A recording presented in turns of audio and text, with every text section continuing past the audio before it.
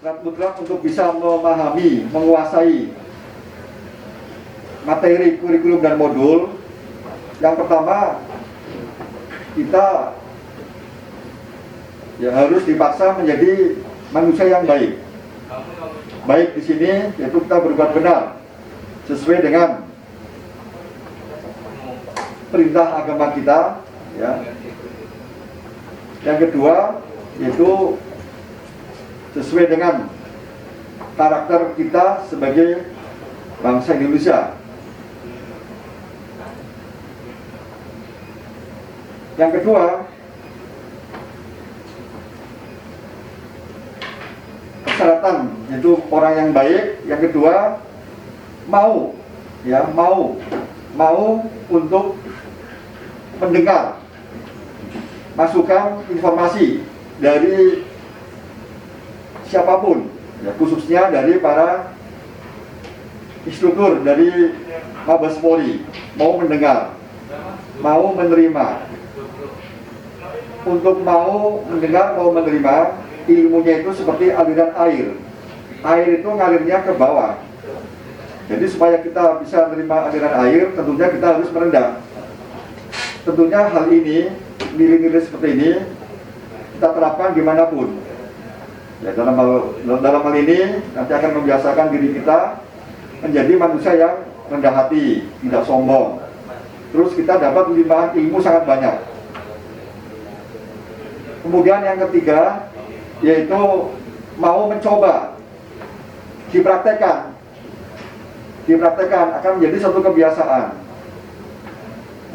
kebiasaan. Jadi punya ilmu itu diamalkan, jangan sekedar untuk diomongkan. Kalau kita punya ilmu hanya untuk ngomong, itu seperti kaset, hanya ngomong tapi tidak tahu maknanya.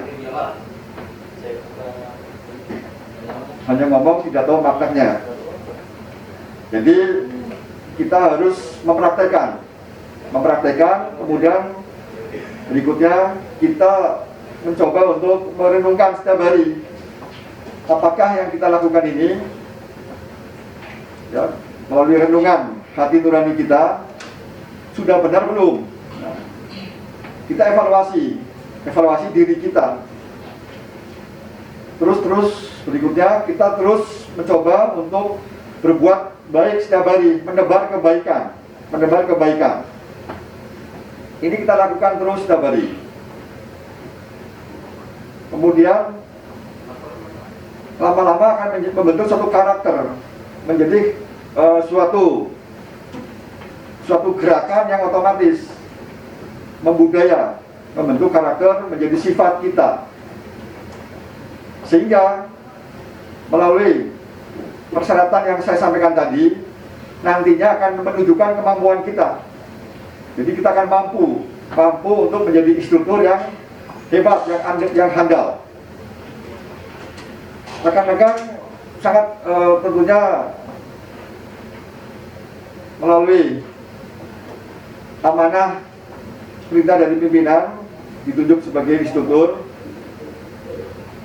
Ini merupakan suatu rahmat dari Allah, sehingga rekan-rekan mempunyai kesempatan untuk berbuat kepada bangsa dan negara melalui Bintara Noken Polri. Dalam hal ini, rekan-rekan mempunyai suatu kesempatan untuk belajar, menerima informasi, dan juga kesempatan untuk mengamalkan ilmu tersebut, termasuk menebarkan ilmu tersebut.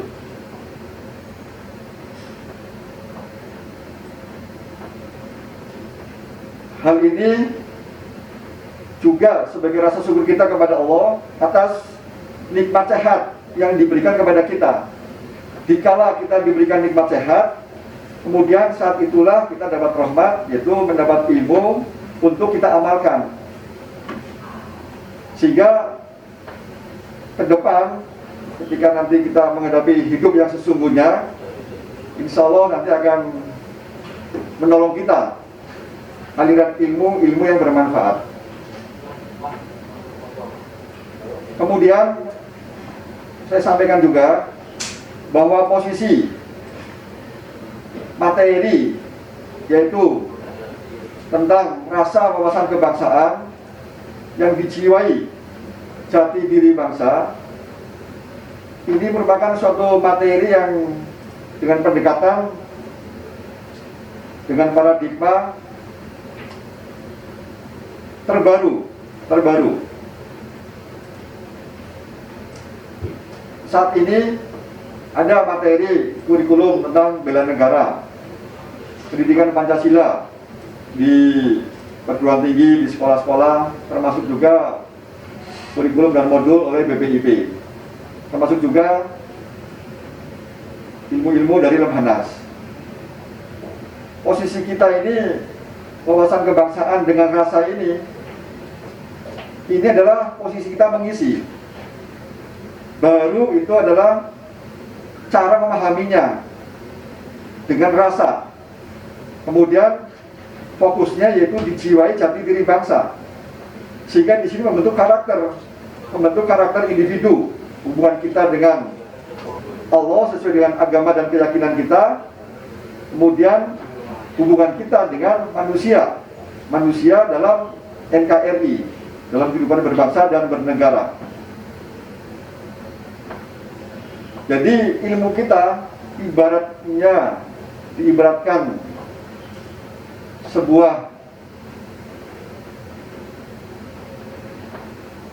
sistem tubuh, ya. Jadi peredaran darah, ibaratnya ini peredaran darah dalam tubuh kita ini ada yang kurang lancar.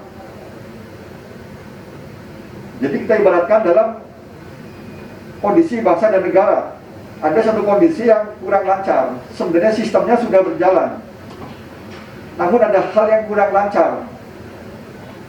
Ilmu kita ini itu hanya melancarkan, sehingga peredaran darah nanti akan lancar, segar, sehat semua.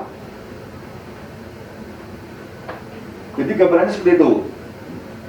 Implementasinya yaitu kita memahami tentang wawasan kebangsaan dengan rasa.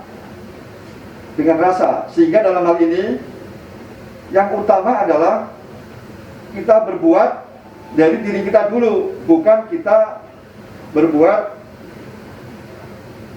untuk ngajak orang lain, namun diri kita belum berbuat. Jadi kita berbuat dulu, diamalkan. Kemudian berikutnya, ketika kita ngomong, ketika kita mengajak yang lain, sebenarnya kita sedang mengajak diri kita sendiri, sedang menguatkan ilmu kita. Jadi kita kesannya tidak menggurui, tidak memaksa. Jadi ilmu ini sangat santun, karena dengan rasa.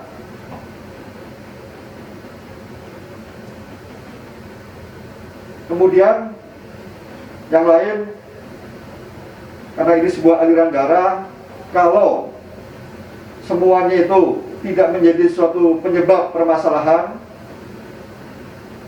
itulah saatnya bangsa kita semuanya itu akan menjadi suatu kumpulan manusia-manusia baik. Jadi cita-cita luhur kita adalah itu kita untuk syiar kebangsaan, karena cintanya kita kepada tanah air. Kemudian kita menebar kebaikan dari diri kita, kemudian kita tebarkan ke lingkungan kita, kepada masyarakat, kepada siapapun, sehingga nanti akan menjadi tebaran-tebaran kebaikan. Dan saat itulah ke depan bangsa kita ya menjadi bangsa yang baik. Ya, karakternya karakter baik, namun saat ini ya namanya suatu kondisi hidup di dunia ini kan berhubungan sama godaan setan. Nah, menyangkut godaan setan itu rujukannya yaitu ilmu kita dari agama dan keyakinan kita. Namun ternyata dalam syiar kebangsaan ini pun juga bisa untuk melawan setan. Sehingga penguatan keimanan kita, ketakwaan kita kepada Allah sesuai dengan agama kita masing-masing, saat ini kita lakukan melalui dua cara. Itu hubungan kita dengan Allah, kemudian hubungan kita dengan manusia yang lain. Saya saat ini dihilangkan. Yang perlu adalah bagaimana kita menanamkan ke mereka, ya, untuk menebar, untuk memberikan wawasan kebangsaan dengan rasa, dengan contoh-contoh, dengan keteladanan. Bahwasannya untuk peserta Prawibawa Noken ini sudah melalui tahapan, yaitu seleksi mulai dari Rikmin sampai dengan kelulusan akhir. Termasuk di dalamnya ada PMK, penelusuran mental kepribadian, termasuk juga wawancara psikologi. Jadi kita percaya kepada para panitia yang telah menjaring mereka bahwa mereka adalah merupakan orang yang terpilih, ya, orang asli Papua yang terpilih dari sejumlah pendaftar 4.000 orang, hampir 4.000 orang keseluruhannya. Namun demikian, ya, tugas kita adalah, ya, melalui diri kita dulu, kita menularkan kepada para peserta, yaitu melalui kurikulum dan modul yang telah kita buat. Jadi untuk kurikulum modul ini itu sudah ada baterai tesnya. Jadi untuk mengukur kadar yang dimiliki oleh peserta, yaitu pedoman kita, yaitu melalui kamus kompetensi. Kamus kompetensi yang sudah kita buat. Silakan seluruh calon instruktur untuk mendownload atau minta yaitu materi dari Mabes Polri, khususnya yaitu buku 1 dan buku 2. Pada buku 1 isinya tentang petunjuk bagi pengajar. Di dalamnya ada kurikulum modul, ada kamus kompetensi, termasuk ada pedoman bagi pengajar. Pada kamus kompetensi tersebut itu telah dibuat yaitu 12 nilai-nilai, mulai dari nilai keimanan, kemanusiaan, dan sebagainya. Pada setiap nilai-nilai tersebut sudah ditetapkan yaitu definisinya, termasuk level kompetensi yaitu level 1, 2, 3, 4, dan 5. Sehingga dari level inilah itu bisa menentukan kadar yang dimiliki, yaitu rasa cinta tanah air, yaitu tentang bagaimana yang bersangkutan, yaitu apakah intoleran ataukah radikal. Nah, itu bisa kelihatan dari hasil, ya, mapping kita, ya, hasil mapping kita, karena kita mempunyai kamus kompetensi. Untuk alat ukurnya itu melalui baterai tes. Baterai tes yang telah kita buat, ya, baterai tes yang telah buat. Jadi untuk kurikulum modul ini itu sudah ada baterai tesnya. Jadi untuk mengukur kadar yang dimiliki oleh peserta, yaitu pedoman kita yaitu melalui kamus kompetensi. Kamus kompetensi yang sudah kita buat.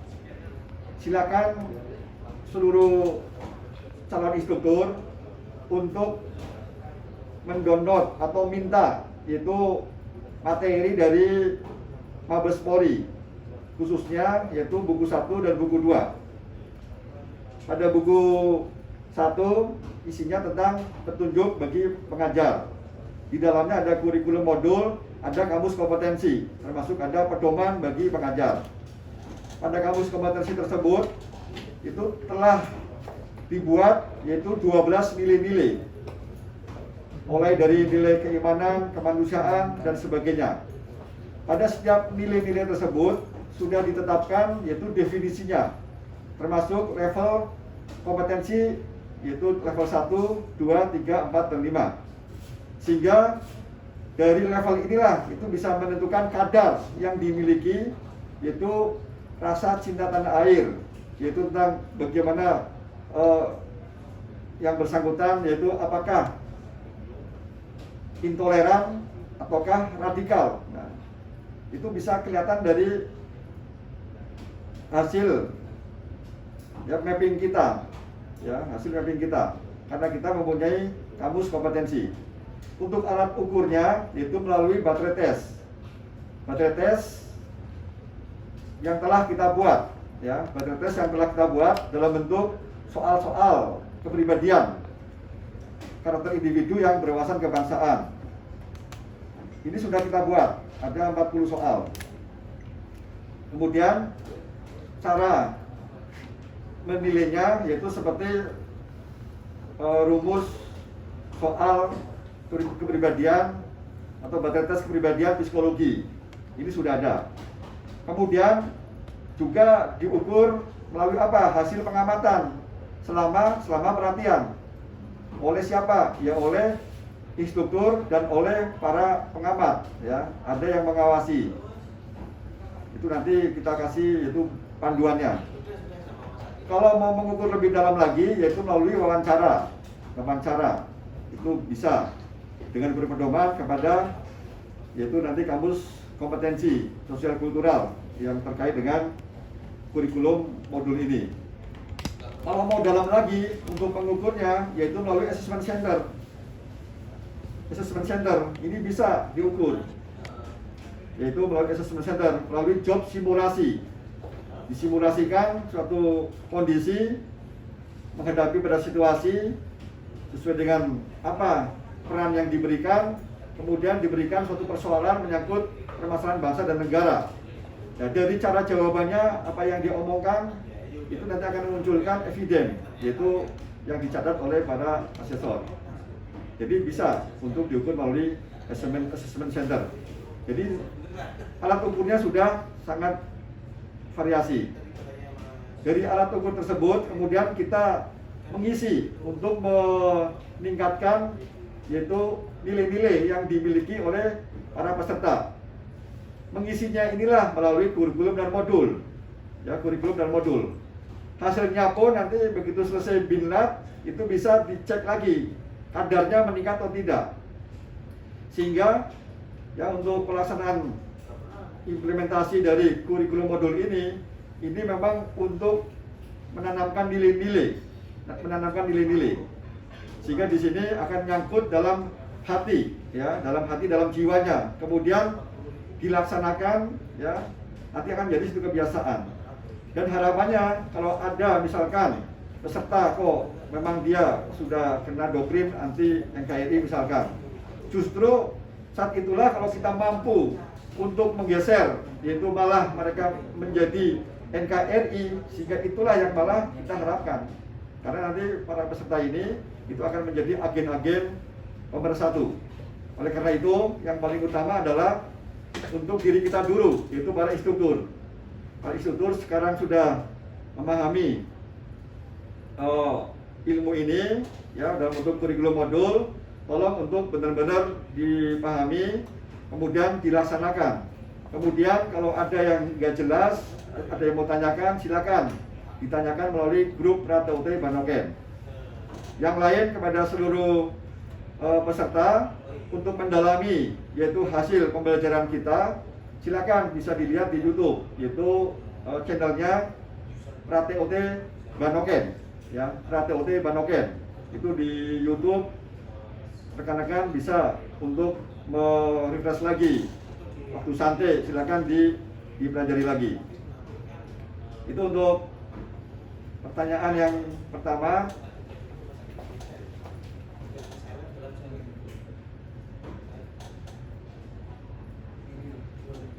Untuk yang berikutnya, untuk pernah menyampaikan bahwa hasil pindah tidak terlalu penting, dan yang paling penting adalah prosesnya.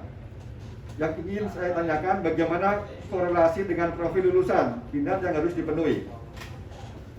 Jadi yang dimaksud hasil, ya,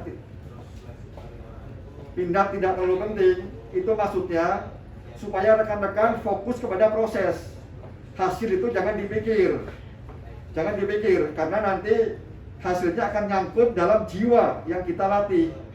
Nah, jiwa yang kita latih. Jadi itu menjadi tanggung jawab yang dilatih. Tapi proses inilah kita fokus, ya. Fokus yaitu melalui penanaman, ya, melalui penanaman dari diri kita, kemudian dari metode yang disampaikan oleh Pak Robi tadi, ya. Kemudian ini ada pertanyaan, nanti silakan nanti Pak Robi melengkapi ya, dan mungkin Pak Kresno atau Pak Arya, silakan. Ini ada pertanyaan, dalam proses pembelajaran, setiap pendidik harus memahami tentang kondisi dan karakteristik daripada siswa didik, karena sangat mempengaruhi dalam proses pembelajaran. Yang saya tanyakan di sini, apakah ada aspek-aspek yang dapat kita pakai untuk dapat memahami, menilai para karakter siswa didik? Silakan nanti dijawab oleh Pak Robi atau Pak Kresno. Silakan Pak Robi untuk melengkapi pertanyaan yang terakhir. Silakan Pak Robi jawab, atau yang pertanyaan berikutnya mau melengkapi silakan, termasuk rekan-rekan instruktur lainnya. Terima kasih.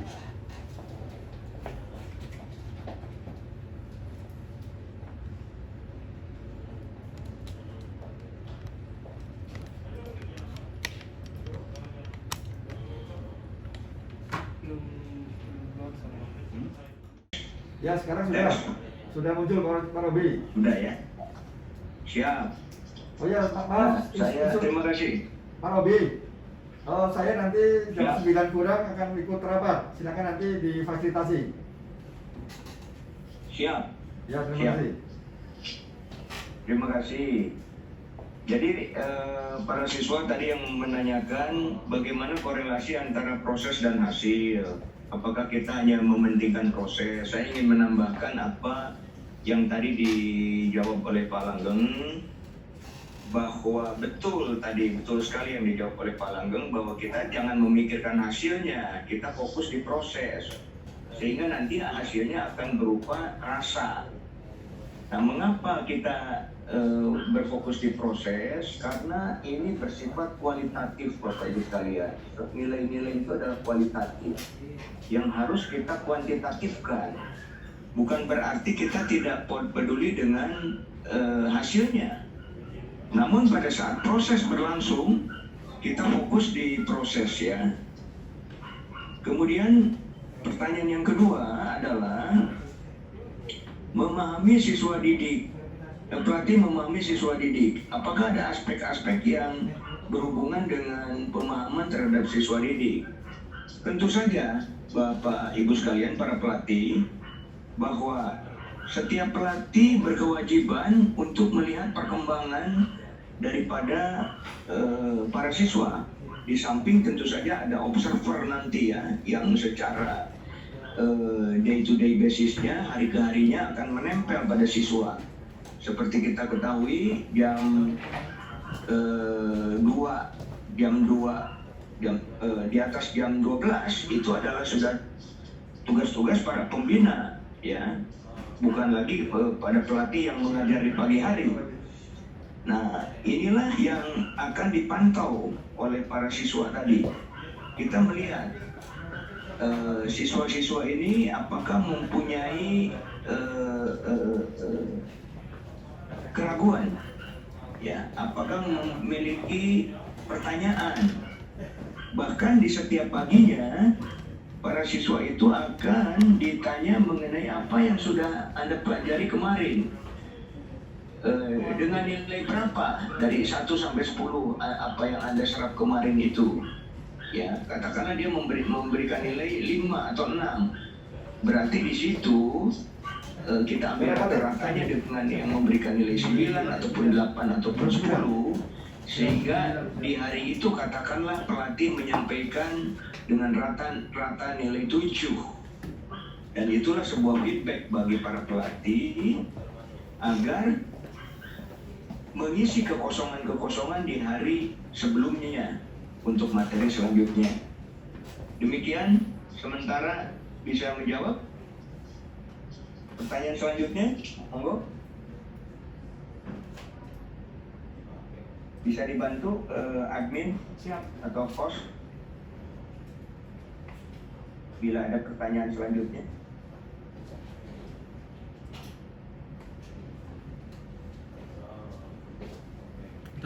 Silakan untuk para pelatih di Papua dan Papua Barat juga untuk mengupload pertanyaannya. Mungkin ada tambahan dari Pak Kresno, dari Pak Arya, monggo.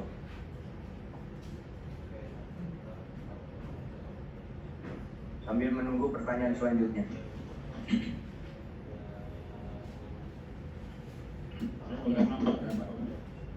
Oh ya, silakan Pak Satrio. Ya, terima kasih sebelumnya pagi.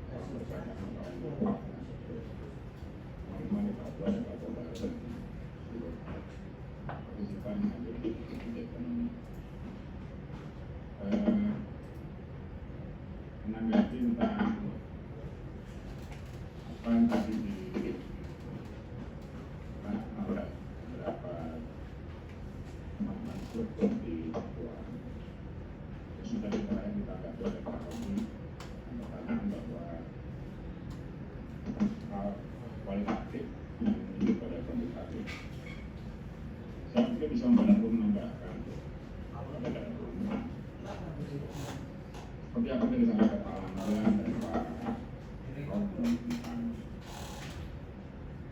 bagaimana mungkinnya sebuah proses untuk menuju pada apa yang diharapkan, dan konteks di sini yang diharapkan adalah dari sisi membangun karakter, ada rasa di sini ketika aktivitas ini dilakukan di Papua khusus untuk peradilan. Kenapa hal ini menjadi kunci atau menjadi kata kunci? Proses adalah sebuah hal yang mungkin karena memang apa Ini akan dilihat di grup perilaku yang terjadi kemudian hari masuk dari saya ada pertanyaan yang menjawab.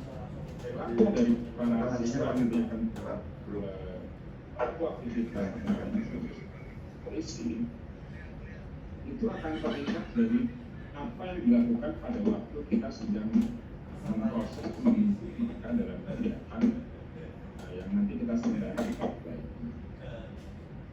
Jadi ini adalah sebuah terobosan yang memang tidak dilakukan pada sebuah aktivitas untuk menghasilkan manusia-manusia yang berbeda, bukan arti yang sebelumnya tidak baik, kan? Kalau saya mengambil sebuah mengutip ucapan Pak Anggi kemarin adalah ketika saya bertanya dengan dia apakah ini menjadi sesuatu yang tidak diubah atau diperbaiki, beliau menyampaikan bahwa kita sedang menyempurnakan masa. Nah, ini sebuah kata kunci yang luar biasa. Jadi ini adalah sebuah proses penyempurnaan untuk menghasilkan sumber daya manusia khususnya institusi kepolisian dan saat ini Papua yang pada akhirnya mereka di sana mampu untuk membaca situasi di daerah dan di wilayahnya secara teritorial, secara geografis. Kalau kemarin sampaikan oleh Bapak dari BPIP, dari Kemenas, ada geopolitis, ada geoekonomi, ada geostrategis. Nah, itulah hal-hal yang ingin pada akhirnya didapatkan pada personel-personel yang nantinya menjadi lulusan dari Bintara di Papua. Ternyata begitu sederhana, seperti yang disampaikan pada waktu disampaikan 16 oleh Arya, Sony, Dono, Robi, ada sebuah hal yang menarik di sana bahwa enggak terlalu serius, tapi serius. Kita sambil bermain, tapi tidak bermain. Terbukti ada proses. Hal itulah yang membedakan, sehingga ada Pak Romi. Ya, terima kasih Pak Angga. Mohon maaf. Jadi bukan berarti bahwa hasil dilihat tidak terlalu penting. Karena memang yang ingin dibangun di sini adalah sebuah karakter. Karakter itu memerlukan sebuah proses, tidak tiba-tiba akan bisa timbul begitu saja. Makanya disampaikan tadi oleh Pak Robi bahwa pada setiap aktivitas akan ada sesuatu yang berbeda. Pada setiap aktivitas setiap hari dilakukan akan ada sesuatu yang baru. Pada setiap aktivitas ada evaluasi yang pada akan membentuk sesuatu yang baru pada yang bersangkutan sebagai seorang mahasiswa. Inilah yang ingin diharapkan. Kenapa? Karena seperti yang kemarin disampaikan pada waktu paparan di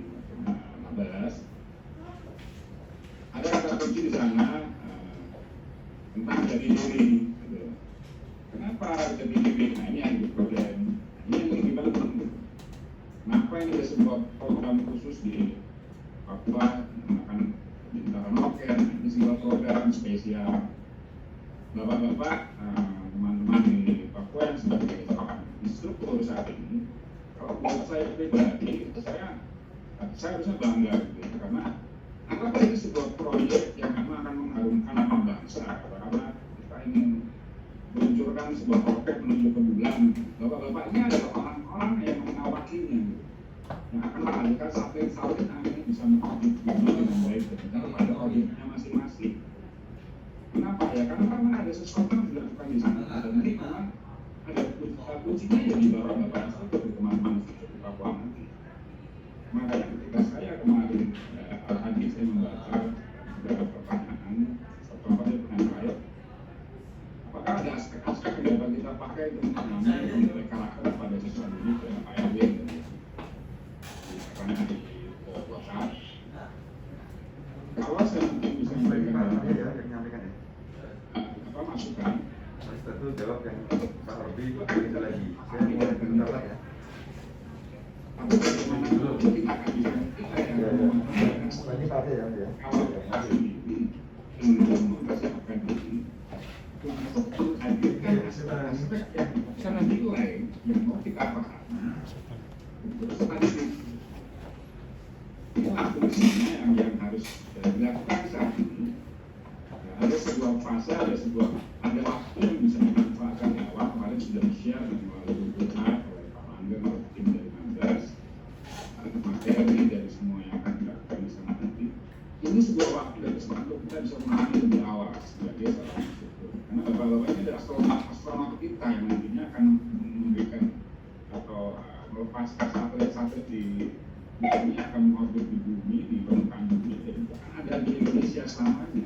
Dia akan membantu Indonesia untuk memantau Indonesia, khususnya di Papua. Nah, ini mungkin sebuah ilustrasi, sebuah analogi sederhana, dan itu barangkali bisa lebih dipahami dengan lebih mudah. Jadi intinya sebelum kita memahami dan menilai karakter orang lain, kemarin Pak Ibu menyampaikan dalam paparannya, jadikan itu bagian dari diri kita dan akhirnya kita mampu memberikan contoh. Jadi role model, karena memang sekarang kesulitan kita adalah secara umum kita tidak memiliki tadi ada problem yang sudah sampaikan Pak Dia juga ada pemerosotan, ada degradasi, sehingga saat ini diuji cobakan atau saya katakan ini sebenarnya ingin disampaikan kepada teman-teman instruktur di Papua sebagai orang-orang yang tadi Pak Lang sampaikan, dan orang-orang yang dipilih dan terpilih karena tidak sembarangan ya. Karena ada hal harus dijawab di Papua hari ini, ada pemosotan, ada kekhawatiran misalnya apa yang menjadi hal pemosotan khususnya adalah karakter kemarin disampaikan adalah tentang diri, tentang bagaimana harusnya itu terjadi, bagaimana tidak boleh terjadi. Nama lainnya sudah karena salah satu problemnya adalah problem keteladanan, role model. Jadi kalau saya menjawab pesan dari Pak ini membantu untuk bisa kita menilai atau kita memahami karakter para siswa didik, maka jadikanlah materi, jadikanlah kesempatan menjadi bagian dari diri kita sehingga akhirnya kita bisa dapat mengambil nilai karakter siswa secara utuh dan komprehensif. Jadi seperti itu yang bisa saya sampaikan untuk saat ini. Kalau mungkin ada kurang dan lebihnya, ada pertanyaan-pertanyaan yang bisa saya bantu untuk jadi bagian dari surat penting. Silakan untuk menyampaikan kembali. Terima kasih Pak Robi sebelumnya, Pak Angga dan teman-teman.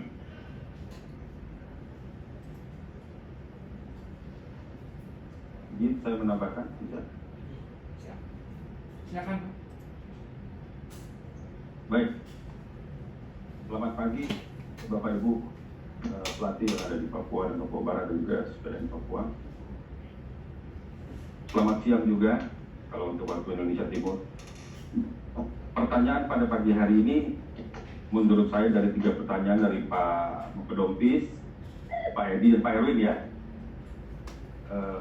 Seluruh pertanyaan ini bagi saya itu sangat cerdas dan sangat penting dan sangat korelatif dengan materi yang terakhir kami sampaikan. Nah, ketika pertanyaan-pertanyaan ini muncul, berarti saya anggap bahwa Bapak Ibu pelatih memang sudah tertrigger, terpancing, sudah muncul bahwa gambaran pada saat Bintara nanti ingin menghasilkan para siswa untuk bisa masuk dalam pendidikan reguler Bintara itu seperti apa. Sehingga semua aspek-aspek, semua proses yang akan kita lakukan di TOT nanti, termasuk pada Bintara nanti, itu harus ada yang digarisbawahi, yaitu bahwa proses kita ini harus bisa berdasarkan pada nilai-nilai kompetensi lulusan.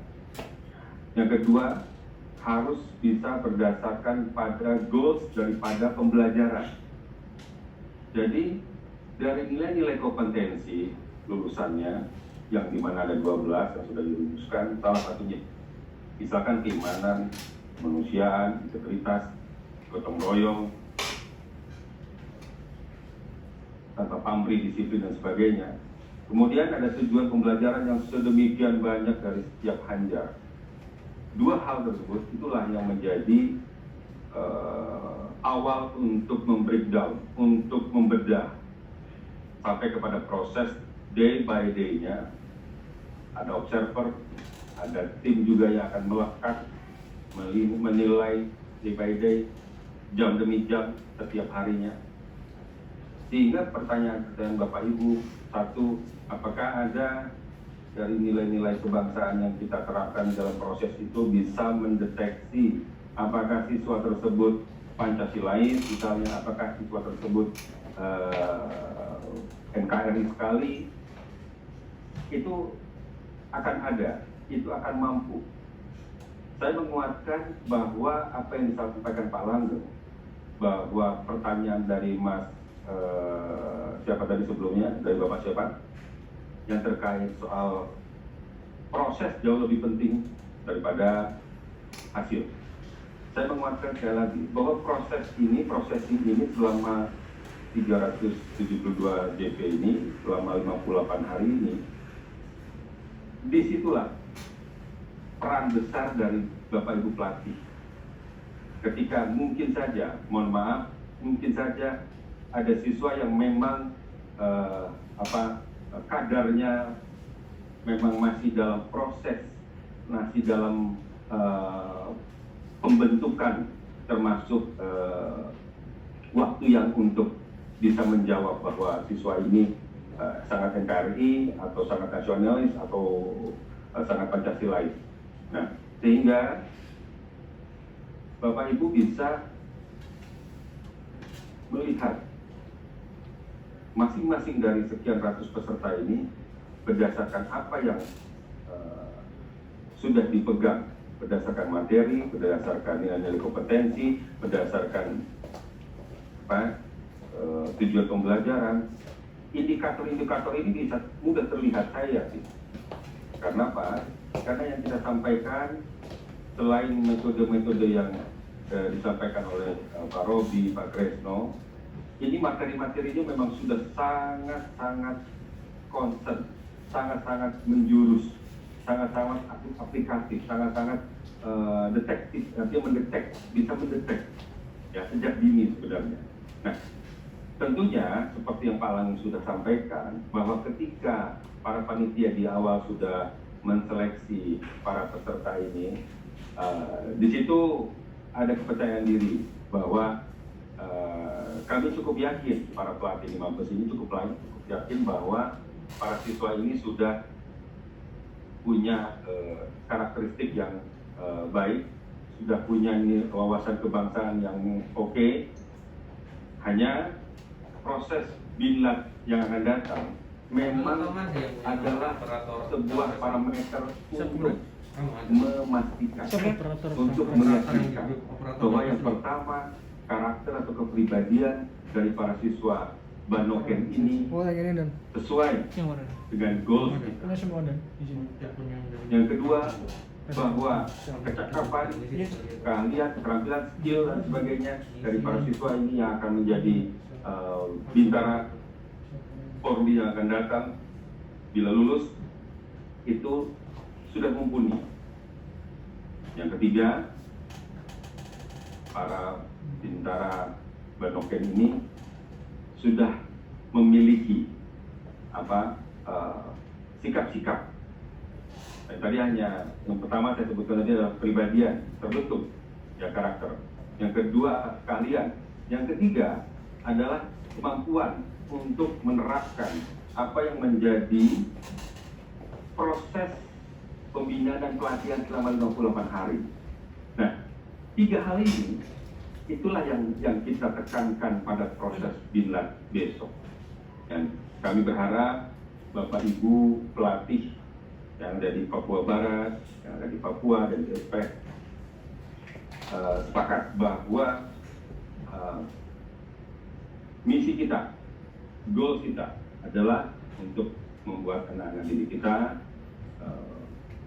beserta Binlat Banoken yang akan datang itu sesuai seperti yang saya katakan. Kurang lebih seperti itu. Saya serahkan selanjutnya kepada moderator. Terima kasih. Sudah ya? Ya, tadi para pelatih di Papua dan Papua Barat mohon izin Pak Kresno mengalami gangguan teknis, ya sinyal rendah sekali sehingga tidak bisa melanjutkan komentarnya. Jadi menambahkan apa yang menjadi sesi pagi ini adalah bincang-bincang ya. Tadi ada 3 penanya yang sudah dijelaskan dengan panjang lebar dan sangat jelas oleh Pak Arya maupun Pak Satrio ya. Silakan nanti apabila ada pertanyaan-pertanyaan selanjutnya, saya baru buka tadi belum ada lagi, maka saya akan menambahkan mengenai apapun yang sudah kita berikan.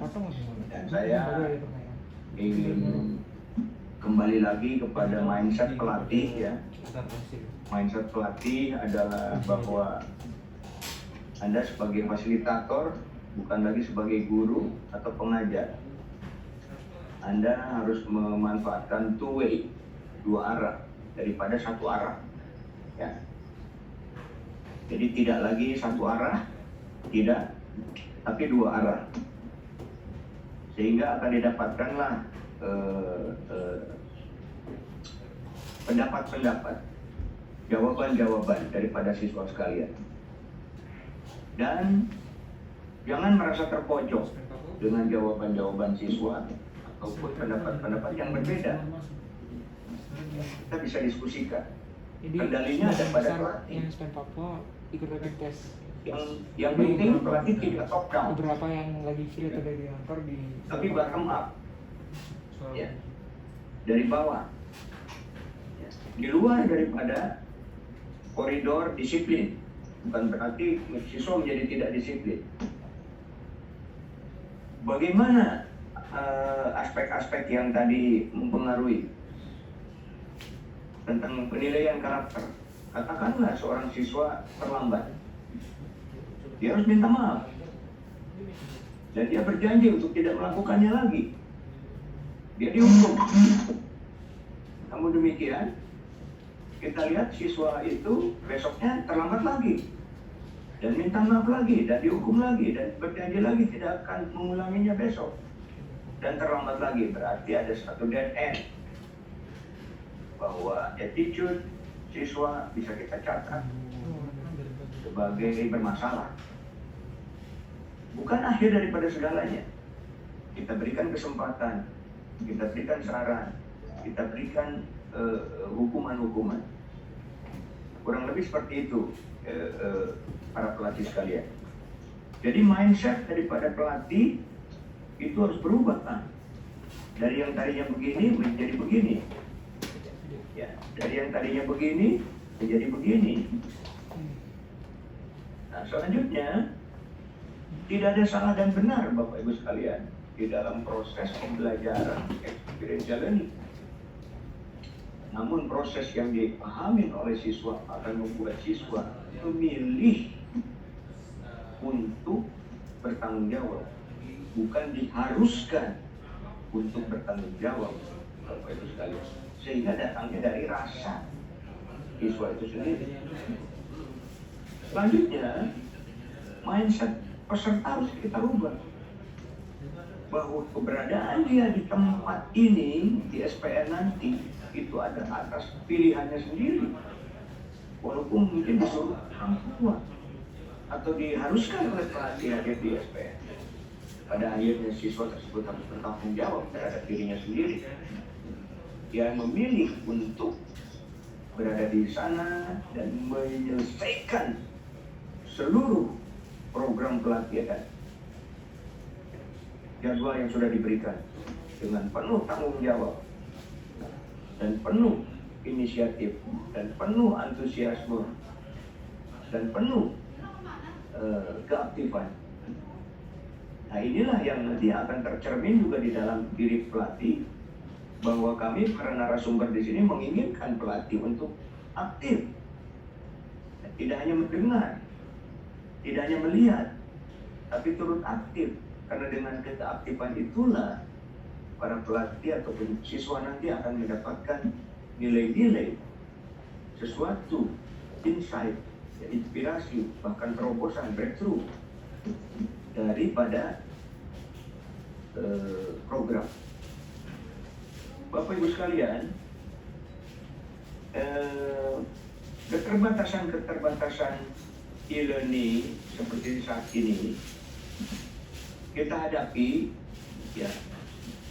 Namun demikian kita berusaha untuk tetap menyampaikan dan berkomunikasi dalam pra-TOT ini yang kita akan bungkus dalam TOT-nya. Nah, dari sisi saya, sisi kami sebagai para narasumber, bahwa kehangatan Bapak Ibu sekalian untuk para siswa harus diciptakan, ya, dengan menanyakan kondisi para siswa, dengan menyalami para siswa, dengan merubah tempat duduk para siswa sehingga tidak ada seorang yang merasa terpojok di belakang sana dan ada yang merasa diprioritaskan di depan sini. Kita harus rubah sesuai dengan konsep membawa siswa ke dalam dunia tumbuh growth zone daripada dunia nyaman, comfort zone, Bapak Ibu sekalian. Nah, yang kedua selain warm atau hangat tadi adalah kind heart, baik hati.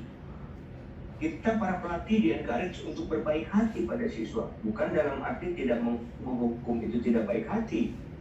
Karena dengan menghukum kita menegakkan dan peduli, yang ujungnya adalah kita peduli dan berbaik hati pada dirinya untuk mengingatkan siswa. Selanjutnya, yang terakhir adalah para pelatih harus bijaksana.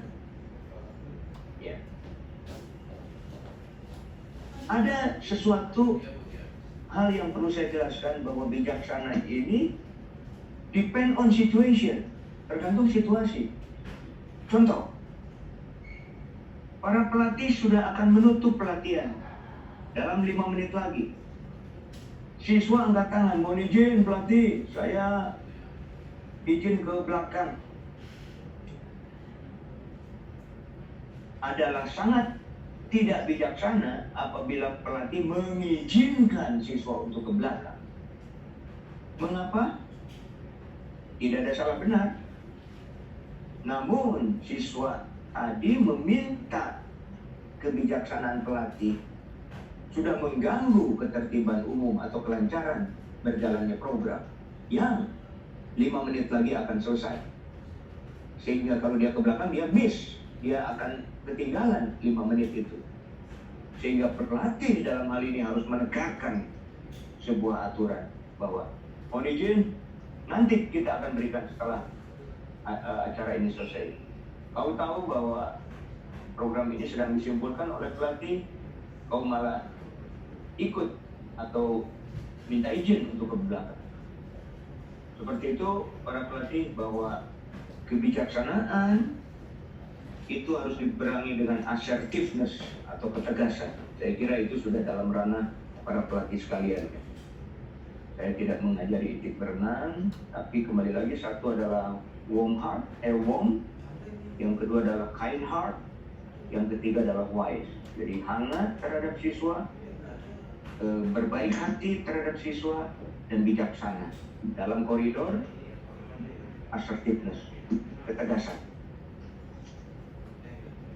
Baik, saya kira dari saya itu para pelatih di Papua maupun Papua Barat. Ya. Saya kembalikan ke moderator.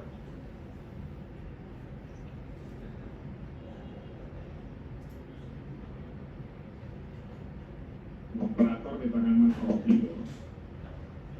Wah, moderator di tangan saya.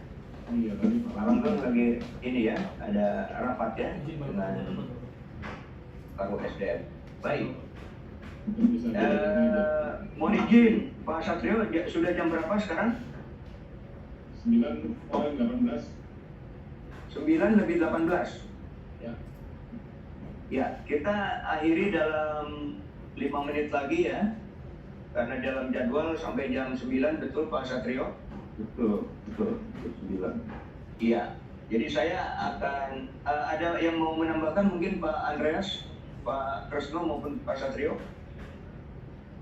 Mas Satrio mungkin. Itu ya. Boleh saya Mas Satrio, monggo. Tampilkan videonya Pak Kresno, Pak Satrio. Oke. Terima kasih Mas Robi. Lanjut. Ya. Ini ya saya mungkin kemarin saya belum sempat untuk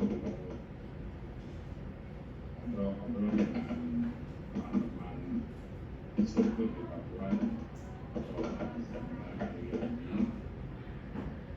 Saya Satrio sebenarnya Mahkamah Konstitusi Satrio Nugroho.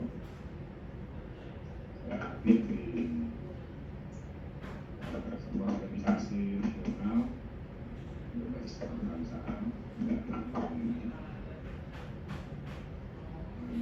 salah satunya adalah merasa dari organisasi yang saya saat ini ada dan menjadi rujukan buku yang diterbitkan dari hasil karya beliau itu saat ini digunakan sebagai buku rujukan utama untuk kegiatan Binmat Ucapan Oke saat ini sedang kita lakukan. Kenapa buku ini disebutkan? Karena memang buku ini adalah sebuah buku dari hasil sebuah karya berpikir dan perenungan dari Makassar organisasi Makassar utamanya yang intinya ingin membangkitkan kembali, menyadarkan kembali setiap anak bangsa suatu hal yang memang saat ini menjadi concern utama di Papua. Krusial itu longsornya jadi bangsa. Jadi saya katakan, saya tegaskan dan saya bawahi longsor. Kenapa saya katakan longsor? Karena ini sudah terjadi dan bukan belum terjadi. Untuk itulah momen di mana saat ini dengan kondisi di mana Papua berbagai macam dinamika, problema, aktivitas, kemudian kejadian-kejadian yang ada itu menjadi sebuah kesempatan buat kita semuanya sebagai bagian dari elemen bangsa ini untuk memberikan contoh.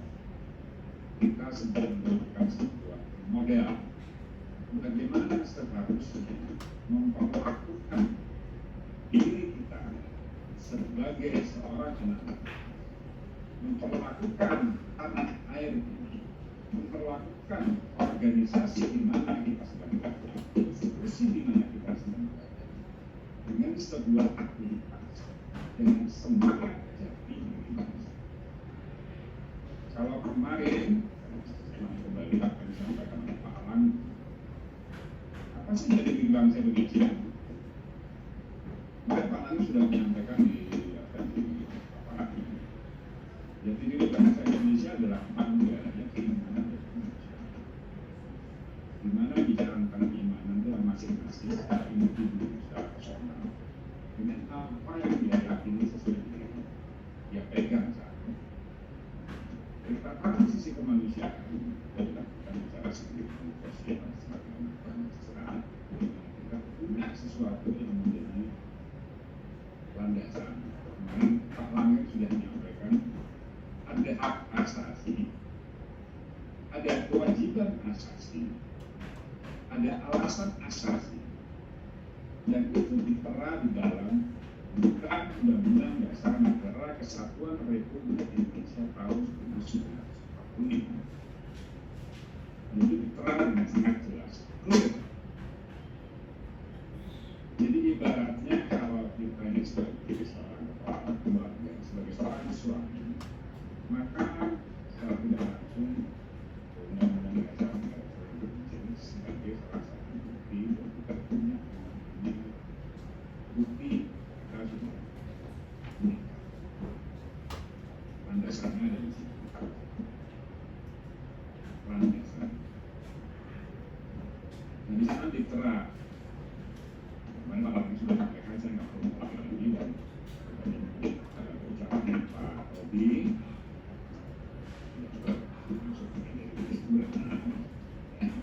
Saya yakin teman-teman instruktur sudah jauh lebih berpengalaman kita terdiri dengan institusi kepolisian. Namun kami dalam institusi terus ingin memberikan sesuatu dalam konsep bagaimana sebuah aktivitas menjadi struktur dan menyampaikan materi lalu apa sesuatu yang harus kita bukan hanya sekedar mengikuti prosedur, tapi ini adalah sebuah keharusan. Karena ini menjadi kewajiban kita, alasan kita semua, dan menjadi hak dari kita semua untuk memberikan yang terbaik.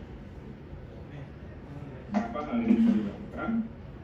Ya karena harapannya adalah bahwa ke depan ada yang utara dalam yang akan lulus, ya mereka punya sesuatu yang berbeda.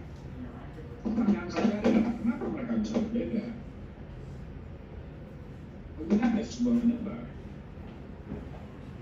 Yang menyebabkan itu siapa? Yang pertama ini atas perkataan masalah yang. Lalu sarananya siapa?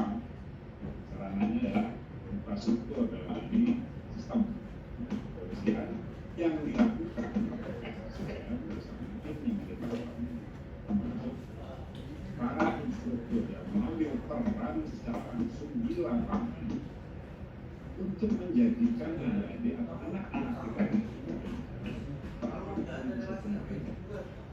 Nah, problemnya adalah apakah teman-teman instruktur sudah siap untuk memberikan sesuatu kepada mereka yang berbeda untuk menjadi jejak dari napak tilas para instruktur di kemudian yang memiliki sebuah nilai-nilai yang jauh lebih baik. Inilah yang kita. Saya secara pribadi berharap teman-teman instruktur di Papua seperti disampaikan oleh Pak ada pertanyaan apakah boleh tambahin dengan katanya yang disampaikan biasanya Pak Alang tadi nggak tegas dan jelas menyampaikan secara tertulis ikuti semua apa yang kemarin sudah dibangun oleh tim. Bukan saya mengatakan bahwa revolusi mental atau sistem sudah tidak revolusi mental itu tidak baik. Bukan itu.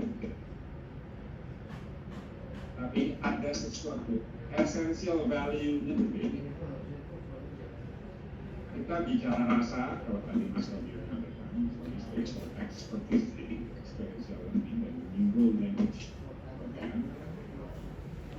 beliau juga ada sebuah alasan yang kuat kenapa hal ini untuk waktu beliau memutuskan juga untuk bersama hadir ini sesuatu yang berbeda.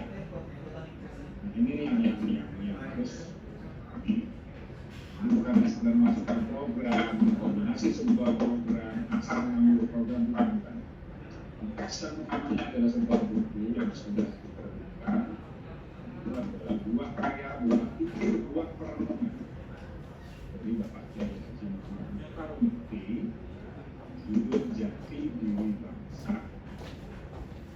Di sana ada tentang pembaharuan pemahaman tentang jati diri bangsa. Apa yang seharusnya dilakukan oleh pihak bangsa. Gimana Bu? Aman. Ini mungkin yang saya bisa sampaikan sebagai penonton. Berapa plus ini? Apa? Karena Kabel. juga jadi makanya saya Nanti kan. bicara rasa Upload lagi 2 video. kita saya Nah, Ini udah dipakai? pernah dari sebuah kreatif. TV-nya udah dipakai? Saya juga adalah seorang pelakor. Dipakai? Banyak video bang. mau dipakai Bang? Tuhan kasih Tuhan dari Tuhan.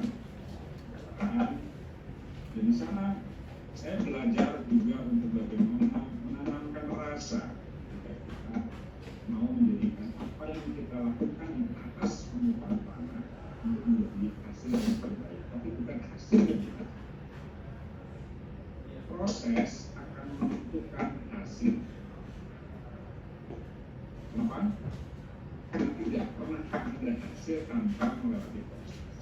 Dan kuncinya adalah bagaimana kita mau menikmati sebuah proses,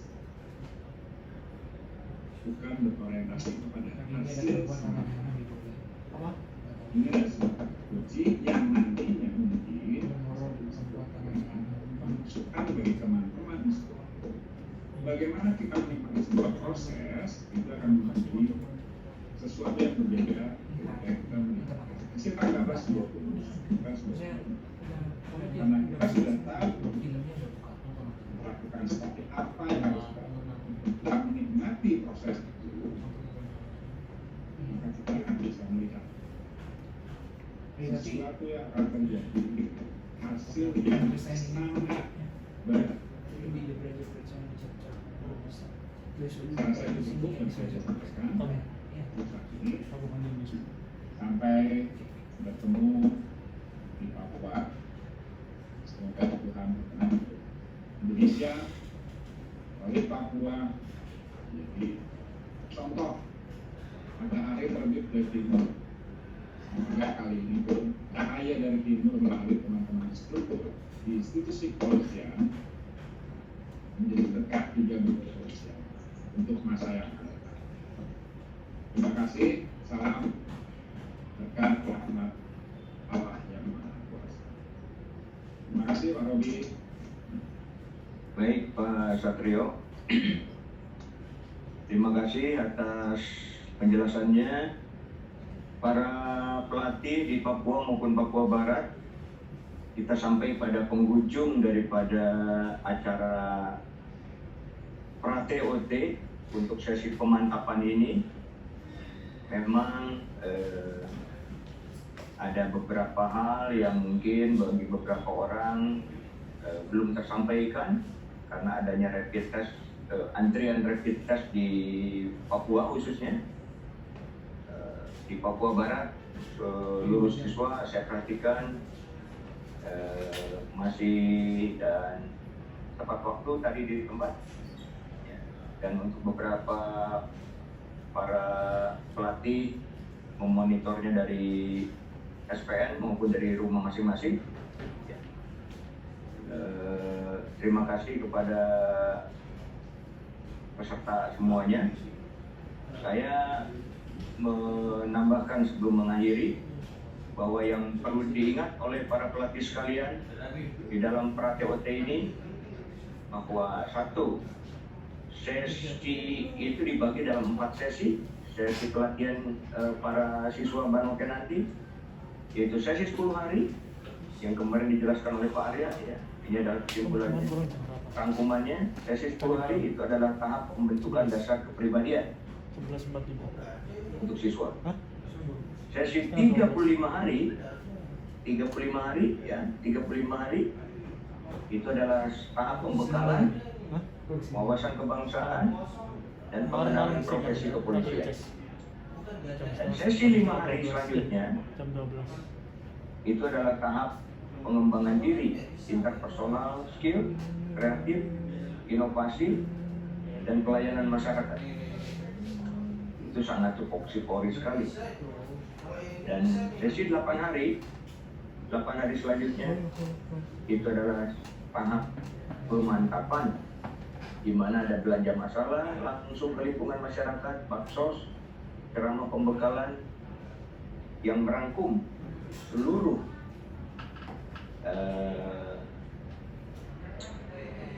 durasi 372 jam ya, atau JP, jam pelajaran yang akan dilalui oleh para pelatih bersama para siswa Prabanoke. Nah, tadi saya perhatikan ada 3 penanya ya. Yang pertama adalah Pak Erwin, Pak Edi, dan Pak Mokodompis. Kami sangat respect sekali ya dengan keaktifan Anda, dan Anda berhak mendapatkan hadiah berupa jam ini ya, berupa jam ya, tumbler air panas, tumbler air panas yang akan kita bawa nanti kita ke Papua ya. Mantap. Selanjutnya kesimpulan daripada materi Pak Sony bisa para pelatih lihat di videonya ya, dari inovator. Jadi tidak perlu kita ulas di sini. Bapak tinggal lihat kembali di video-videonya. Walaupun di situ yang paling penting menurut Pak Sony adalah percaya diri. Baik para pelatih sekalian, untuk mengakhiri sesi pemantapan ini, kami ucapkan selamat kepada seluruh para pelatih sekalian yang dengan seksama, dengan antusias dan bersinar dan mengosongkan gelasnya masing-masing ya, untuk mendapatkan materi daripada para narasumber.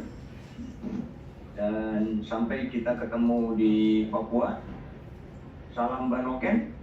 Nanti kita akan ajarkan ya, di sini agak sulit salam Banoken ya. Kita akan ajarkan di sana. Akhir kata, wassalamualaikum warahmatullahi wabarakatuh. Shalom. Selamat hari kebangkitan nasional untuk kita semua. Salam sejahtera, Om Swastiastu, Namo Buddhaya, dan salam kebajikan. Salam hari kebangkitan, selamat hari kebangkitan nasional. Siap. Selamat. Terima kasih. Terima kasih Bapak Pelatih Papua Barat. Terima kasih. Sampai jumpa para pelatih di Papua dan Papua Barat.